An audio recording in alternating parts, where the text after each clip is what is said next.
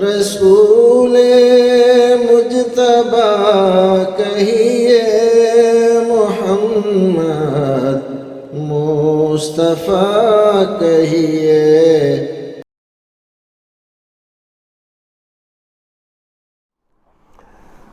الحمدللہ والصلاة والسلام علی رسول اللہ۔ انم احمد کلکتہ سے سوال کرتے ہیں، نماز میں عورت کا سطر کیا ہے؟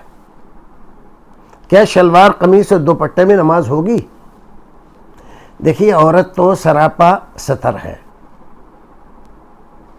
اس کو اپنا سارا بدن ڈھانکنا چاہیے، تبھی اس کی نماز ہوگی، الا یہ کہ کوئی مجبوری ہو۔ اب آپ کا یہ پوچھنا کہ شلوار قمیص اور دوپٹے میں نماز ہوگی کہ نہیں ہوگی، تو بلا شبہ ہو جائے گی، لیکن دوپٹہ اتنا شفاف نہیں ہونا چاہیے کہ اس کے بال اور اس کی زیب و زینت، بالوں کی جو اس میں کلپ نے لگا رکھے ہیں، یہ سب دکھائی دے رہے ہیں۔ تو دوپٹہ ہونا نہ ہونا سب برابر ہے۔ ایسی اوڑھنی پہننا چاہیے جو سر کے بالوں کو اچھی طرح سے چھپاتی ہو، تو اس کا سارا جسم چھپا ہوا ہے۔ بعض فقہاء نے کہا الا الوجہ والکفین والرجلین، چہرہ اور دونوں ہتھیلیاں پونچے سے اور پیر، یہ اگر کھلے ہیں اور وہ ایسی جگہ نماز پڑھ رہی ہے جہاں دوسرے لوگوں کا آنا جانا نہیں ہے، تو بلا شبہ اس کی نماز درست ہے، صحیح ہے۔ حضرت عائشہ رضی اللہ تعالیٰ عنہ کی حدیث میں بغیر اوڑھنی کے عورت کی نماز نہیں ہوتی، یہ ذکر کیا گیا ہے۔ تو اوڑھنی ضروری ہے جس سے اس کا سارا جسم ڈھک جائے، اور اگر وہ کسی ایسی جگہ پر نماز پڑھ رہی ہے جہاں پر اور لوگ بھی آ رہے ہیں، جا رہے ہیں، دیکھ رہے ہیں، کھلی جگہ ہے، کسی بڑی مسجد میں ہے، تو ایسے میں اس کو اپنے جسم کا سارا حصہ چھپانا چاہیے، ہاتھ بھی، پیر بھی، چہرہ بھی۔ اوڑھنی اس انداز سے اوڑھے کہ اس کا چہرہ نظر نہ آئے، ہاتھوں میں کوئی ایسی چیز رکھے یا اپنی اوڑھنی کے اندر چھپائے رکھے اس کو کہ مردوں کی نظر اس پہ نہ پڑے۔ اللہ رب العزت ہمیں اور آپ کو نیک عمل کرنے کی توفیق عطا فرمائے۔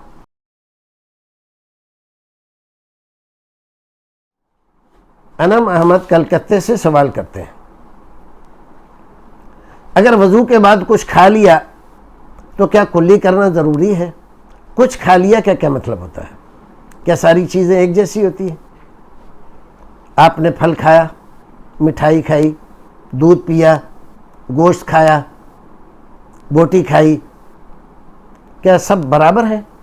ظاہر ہے کہ سب برابر نہیں ہے، تو حکم بھی برابر نہیں ہے سب کا۔ تو اگر آپ نے کوئی ایسی چیز کھائی ہے جس میں چکنائی ہے، تو بہتر ہے کہ آپ کلی کر لیں، اس انداز سے کلی کریں کہ نماز میں کھڑے ہونے کے بعد اس کا ذائقہ، مزہ آپ کو نہ لگے، ورنہ آپ کی توجہ اس ذائقے کی طرف رہے گی اور زبان آپ کی بجائے دعا پڑھنے کے وہ اس ذائقے کو یہاں وہاں سے چاٹنے اور لپکنے کے چکر میں لگی رہے گی۔ اور اگر آپ بوڑھے ہو گئے ہیں اور آپ جو کچھ بھی کھاتے ہیں وہ آپ کے دانتوں کی جڑوں میں کچھ نہ کچھ حصہ چھپ جاتا ہے، آپ نے دانت بنوا رکھے ہیں، تب ایسی صورت میں آپ کو اچھی طرح سے کلی ایسی کرنی چاہیے، انگلی ڈال کے، کہ وہاں پر کوئی چیز چھپی نہ رہ جائے کہ جب آپ نماز پڑھنے لگے تو وہ آ کر آپ کے منہ میں آ جائے اور آپ کو ڈسٹرب کرے اچھی طرح سے۔ تو یہ آپ کا اپنا معاملہ ہے، اپنی نماز کو کیسے اچھے سے اچھا، بہتر سے بہتر آپ کریں گے وہ آپ کو دیکھنا ہے۔ تو کلی کرنا ہر ایک چیز سے ضروری نہیں ہے، لیکن کلی کسی بھی چیز سے نہ کرنا یہ بھی صحیح نہیں ہے۔ تو آپ نے اگر ایسی چیز استعمال کی ہے، کسی خاص جانور کا گوشت، اونٹ وغیرہ کا ہے، اس کا دودھ پیا ہے اور اس کی چکنائی مٹھاس آپ کے منہ میں لگ رہی ہے، تو آپ کو بہتر ہے کہ آپ کلی کر لیں۔ بعض سلف سے بغیر کلی کے بھی نماز پڑھنے کی روایتیں موجود ہیں، لیکن ظاہر ہے کہ یہ اسی صورت میں ہے جب ان کو یہ چیز نماز میں ڈسٹرب نہ کرتی ہو، کیونکہ نماز میں خشوع خضوع کا حکم ہے، تو جو چیز خشوع خضوع کے خلاف ہوگی اس سے منع کیا جائے گا، اس سے روکا جائے گا۔ قد افلح المؤمنون الذین هم فی صلاتهم خاشعون۔ لہذا اپنے منہ کو صاف کر کے، تاکہ کسی چیز کا مزہ اور اس چیز کا کوئی حصہ آپ کے منہ میں نہ رہ جائے۔ آپ نے سیب ہی کھایا ہے، سیب کا کچھ حصہ آپ کے دانت بنے ہوئے ہیں، ان کے جڑوں میں جا کر چھپ گیا ہے، جب آپ پڑھنے لگے تو وہاں سے رفتہ رفتہ اب منہ چلنے کی وجہ سے اب منہ میں آ گیا آپ کو، اب کیا کریں؟ آپ اس کو تھوکیں، یہ کریں وہ کریں، نگل جائیں۔ تو فقہاء کرام نے اس میں تو بڑی عجیب عجیب تفصیلات کی ہیں، تو بہتر یہ ہے کہ آپ نماز پڑھنے کے لیے کھڑے ہونے سے پہلے اگر وہاں پر پانی موجود ہے تو انگلی ڈال کے اچھی طرح سے منہ کو صاف کر لیں، تاکہ نماز میں آپ کی توجہ نہ بٹے۔ السلام علیکم ورحمۃ اللہ وبرکاتہ۔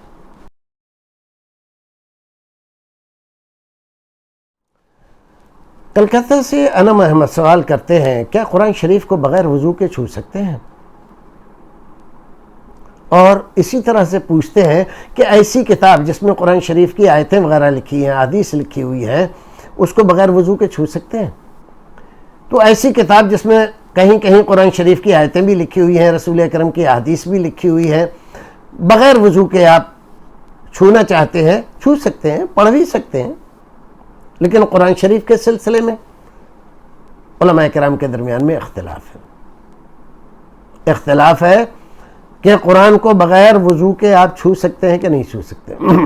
چھونے کا مطلب اگر اتنا ہو کہ آپ اس کو ہاتھ لگا رہے ہیں تو اس میں بھی کوئی حرج نہیں، ایک جگہ سے اٹھا کر دوسری جگہ آپ نے رکھ دیا، کیونکہ آپ قرآن نہیں اس کے پھٹے کو چھو رہے ہیں۔ رہی بات پڑھنے کی، تو بعض علماء کرام منع کرتے ہیں کہ بغیر وضو کے قرآن نہیں پڑھنا چاہیے، لیکن بہت سارے محدثین نے بعض احادیث صحیحہ کی بنیاد پر اس کی اجازت دی ہے کہ قرآن شریف آپ پڑھ سکتے ہیں بغیر وضو کے، بغیر وضو کے پڑھ سکتے ہیں۔ تو یہ تو اجازت کی بات ہے۔ بہتر کیا ہے؟ بہتر یہ ہے کہ آپ باوضو ہو کر قرآن پڑھیں۔ اب ایک آدمی ایسا ہے جس کا بار بار وضو ٹوٹ جاتا ہے، بیچارے کو گیس کی بیماری ہے، تو کہاں تک وضو کرے گا اور کہاں تک آپ وضو کروائیں گے اس کو؟ تو یہ آدمی جب قرآن شریف پڑھنے کے لیے بیٹھے تو ایک بار وضو کر لے اچھی طرح سے، پھر اس کے بعد جو بار بار اس کا وضو ٹوٹ جاتا ہے تو وہ اس بات کا مکلف نہیں ہے کہ بار بار وضو کرے، اب وہ قرآن شریف پڑھ سکتا ہے۔ المؤمن لا ینجس، مومن اس صورت میں نجس نہیں ہوتا۔ تو ایک نجاست ہے حکمی اور ایک نجاست ہے اصلی بدنی۔ تو بڑی نجاست جو ہے وہ اگر آپ کو لاحق ہوئی ہے جس سے غسل واجب ہو جاتا ہے، تو ایسی نجاست اگر آپ کو لگی ہے یا اس سے آپ ملوث ہوئے ہیں تو آپ کے لیے قرآن شریف پڑھنا، چھونا، اٹھانا یہ سب درست نہیں ہے۔ لیکن اگر صرف ایسی نجاست ہے، وضو نہیں ہے، باقی سب کچھ ٹھیک ہے، تو یہ اس کی اجازت ہے کہ آپ چھو سکتے ہیں۔ مسئلہ اختلافی ہے، بہتر یہ ہے کہ ہم جہاں تک ممکن ہو سکے وضو کر کے قرآن شریف پڑھیں، اختلاف سے نکلنے ہی میں عافیت ہے۔ السلام علیکم ورحمۃ اللہ وبرکاتہ۔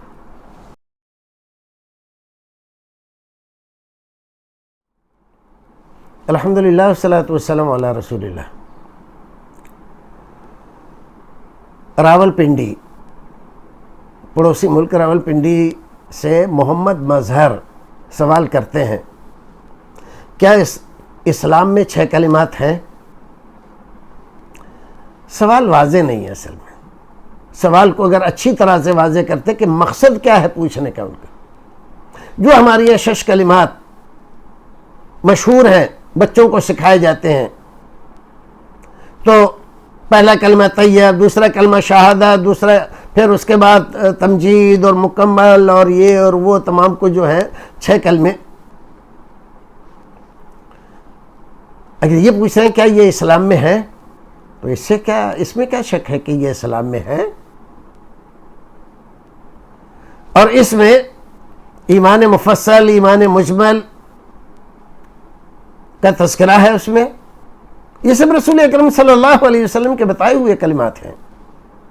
تو 6 کلمات ہی نہیں ہیں، بہت سارے کلمات ہیں، لیکن 6 یہ چونکہ بنیادی عقائد سے متعلق ہیں اس لیے بچوں کو سکھائے جاتے ہیں، اور 6 کلمے کے نام سے ان کو موسوم کر دیا گیا ہے. کیا 6 کلمے کہنا ضروری ہے؟ نہیں، ضروری نہیں ہے، لیکن جو بات اس میں کہی گئی ہے اس بات پر یقین رکھنا لازمی طور پر آپ کے مسلمان ہونے کے لیے ضروری ہے. ایمان مفصل ہو، ایمان مجمل ہو، یا تمجید ہو، یا شہادت ہو، یہ ایسی چیزیں ہیں کہ ان کا انکار آپ کو اسلام سے باہر کر سکتا ہے. یہاں کچھ لوگ کچھ دنوں سے ایک فتنہ پھیلا رہے ہیں کلمات کے سلسلے میں. کہتے ہیں لا الہ الا اللہ محمد رسول اللہ، یہ ثابت نہیں ہے، یہ کلمہ کسی حدیث سے ثابت نہیں ہے. مقصد تو ان کا کچھ اور ہے، لیکن وہ اس طرح کی بات کہہ کے لوگوں میں فتنے کی آبیاری کر رہے ہیں. ان لوگوں سے آپ خبردار ہو جائیں، ہوشیار ہو جائیں. وہ اصل میں یہ ثابت کرنا چاہتے ہیں کہ ہر مسئلہ حدیث و قرآن میں نہیں ہے. فقہائے کرام کی بات مانے بغیر چارہ نہیں ہے، اور یہ بھول جاتے ہیں کہ فقہائے کرام نے کہاں سے لیا ہے. تو کہتے ہیں قرآن حدیث سے. تو اس کا مطلب تو یہی ہوا کہ فقہائے کرام جو کچھ کہہ رہے ہیں وہ قرآن حدیث ہی سے کہہ رہے ہیں. انہوں نے کہاں سے لیا؟ قرآن حدیث سے. اگر قرآن حدیث میں وہ نہیں ہے تو فقہ کہاں سے لائیں؟ اپنے گھر سے لائیں کیا؟ تو یہ کہنا کہ قرآن حدیث میں بعض باتیں نہیں ہیں، بعض چیزیں نہیں ہیں، غلط ہے. یہ دعویٰ، یہ فکر، یہ سوچ، یہ غلط ہے. اللہ رب العزت فقہائے کرام کو، محدثین اعظام کو توفیق دیتا ہے، علم دیتا ہے جب ان سے کوئی مسئلہ پوچھا جاتا ہے اور ان کے ذہن میں کوئی حدیث، کوئی آیت قرآن شریف کی بر وقت موجود نہیں ہوتی. اللہ رب العزت ان کے ذہن میں کوئی آیت، کوئی حدیث ڈالتا ہے جس پر وہ قیاس کر کے یا کسی اجماع کو دیکھ کر کسی کتاب میں وہ مسئلہ بتلاتے ہیں. یہ ان کی ذمہ داری ہے. یہ ہمیں حکم دیا گیا فَاسْأَلُوا أَهْلَ الذِّكْرِ إِن كُنتُمْ لَا تَعْلَمُونَ. جو تمہیں بات نہیں معلوم ہے اہل ذکر سے پوچھ لو، اہل ذکر بتلا دیں گے. اور اہل ذکر کون ہیں؟ اہل ذکر ہیں قرآن کو پڑھنے والے، جاننے والے اور اس کا علم حاصل کرنے والے. اہل ذکر ہیں حدیث کو جاننے والے، پڑھنے والے اور اس کو سمجھنے والے. یہ ہیں اہل ذکر. قرآن شریف کو ذکر کہا گیا ہے، لَقَدْ أَضَلَّنِي عَنِ الذِّكْرِ. تو یہاں پر ذکر سے مراد کیا ہے؟ قرآن ہی ہے. تو اہل ذکر کون ہیں؟ جو قرآن کو جانتے ہیں. قرآن کو جانتے ہیں، باقاعدہ انہوں نے علم حاصل کیا ہے، اس کے ناسخ منسوخ کو جانتے ہیں، اس کی تفسیر کو جانتے ہیں، اس کے شان نزول کو سمجھتے ہیں، اور اس کے جو مشکل الفاظ ہیں، متشابہات ہیں، اس میں ترجیح دینے کی صلاحیت رکھتے ہیں. علماء سلف کے اقوال ان کو معلوم ہے. یہ اہل ذکر ہیں. تو یہ جو مسئلہ لوگ اٹھا رہے ہیں کلمے کے سلسلے میں، یہ وہ بنیاد ہے. اس سلسلے میں ہم نے ایک کتاب لکھی ہے،